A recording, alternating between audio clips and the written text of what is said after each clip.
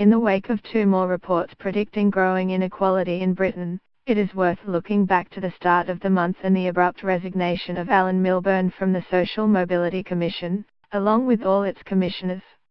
The growing sense that we have become an us and them society is deeply corrosive of our cohesion as a nation, wrote Mr. Milburn in his resignation letter.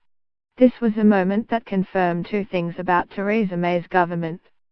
First, there is no energy in Whitehall for anything except getting out of the EU. The Commission had been left to stew, its recommendations ignored, departing members not replaced, its resources inadequate. Second, Mrs. May's words about helping the so-called left behind may have been meant in earnest, but it will be no more of a priority for her than it was for her predecessors. No wonder the Commission's reports had grown ever more blunt about the failure to improve the chances of the least well-off. Social mobility, a phrase meant to capture the ease with which children can do better than their parents, was made common currency by Gordon Brown. In 2009 he asked Mr. Milburn, a Blair-era cabinet minister who has become an expert in the interlocking policies that shape life chances, to look at how to improve them. 3 years later Mr. Milburn was asked by the coalition to head the new Social Mobility Commission.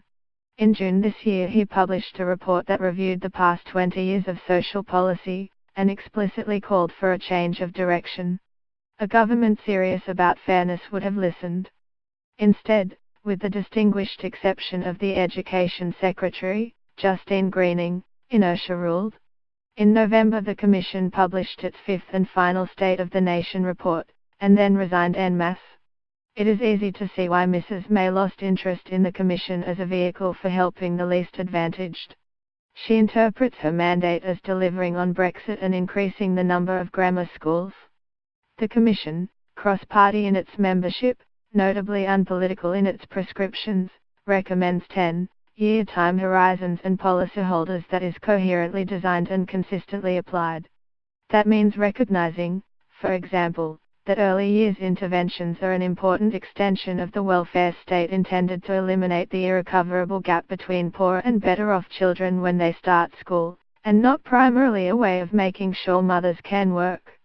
It means ending the constant structural reforms to education and allowing change to bed down, and recognizing that while access to university is important, so are the prospects for the large proportion of the low-paid workforce who, rather than move up the pay scale, move out of work entirely.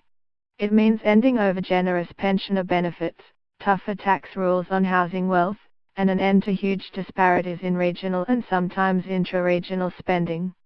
Following the Brexit referendum, few would argue with the Commission's depiction of a country divided by age, geography, income and wealth.